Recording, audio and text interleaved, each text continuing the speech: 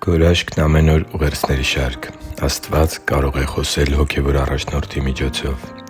Շարունակում ենք շարքը, որը կրում է «Հոգևոր առաջնորդ ունենալու կարևորությունը» անվանումը։ Մեր նախորդ ուղերձի մեջ մենք քննեցինք այն փաստը, որ Աստված է հոգացել եկեղեցու մեջ հոգևոր առաջնորդների կարևոր ծառայության համար և որ նրանք պետք է իրենց խորհուրդներով ու առաջնորդության օրինակով նպաստեն հավատացյալների հոգևոր աճին, ամրացմանն ու պտղաբեր ծառայության ընթացքին։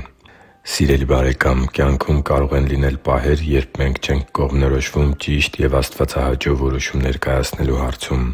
Լինում են պահեր, երբ մարդն այնքան շատ է ունենում Տեր Աստծուց որևէ ուղղորդում կամ խրատ ընդունելու կարիքը։ Երբեմն մենք կարող ենք մեր աղոթքների մեջ խնդրել ու աղաչել Աստծուն, որպեսզի Տերը խոսի մեր սրտերին, մխիթարի, քաջալերի, ուղղորդի ու, եթե կարիք կա, նաև հանդիմանի։ Անշուշտ, Աստված կարող է խոսել տարբեր կերպերով։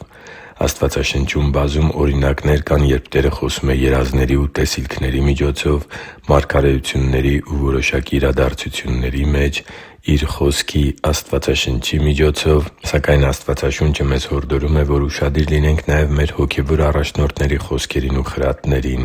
Աստված կարող է խոսել նաև նրանց միջոցով։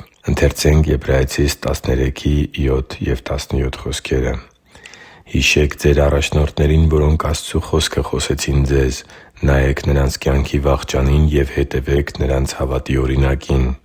Ձեր առաջնորդներին լսեք և հնազանդվե՛ք, որովհետև նրանք հսկում են ձեր հոգիները, որպես թե հաշիվ են տալու ձեր փոխարեն։ Նրանք թող դա ուրախությամբ անեն և ոչ թե հառաչելով, քանի որ դա ձեզ օգուտ չէ» (Եբրայեցիս 13:7-17): Աստծու համար թանկ ու սիրելի՛ զավակ, իսկ դու ունե՞ս հոգևոր առաջնորդ, որին վստահում ես և որի հետ ունես անմիջական հաղորդակցություն։ Եվ եթե այո, ապա ինչպիսի՞ն է քո հարաբերությունը հոգևոր առաջնորդիդ հետ։ Հիշո՞ւմ ես այն խոսքերը, որ Նա խոսել է քեզ հետ, այն խրատներն ու հանդիմանությունները, քաջալերանքներն ու մխիթարական խոսքերը, որոնք գուցե Տերն է Նրա շուրթերով քեզ փոխանցել։ Վերը բերված աստվածաշնչյան խոսքերը հաստատում են հոգևոր առաջնորդ ունենալու կարևորության մասին ճշմարտությունը։ Սակայն, միևնույն ժամանակ, այս նույն հատվածում տեսնում ենք, որ հոգևոր առաջնորդը պետք է այնպիսին լինի, որ դու կարողանաս հետևել նրա հավատքի օրինակին։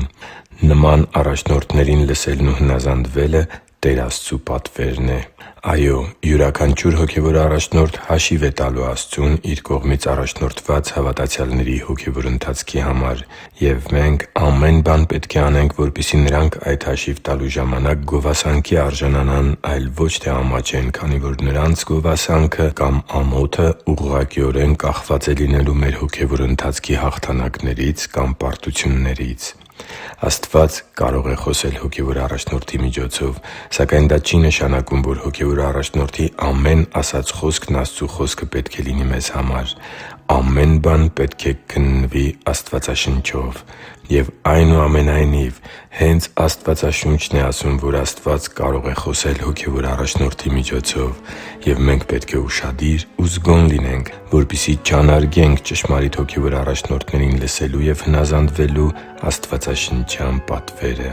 Հիշի՛ր, որ դու Աստծո հրաշքն ես, և Աստված սիրում է քեզ։ Շնորհակալ եմ, որ դու կա՛ս։ Սիրով և աղոթքով, Արման Մանուկյան։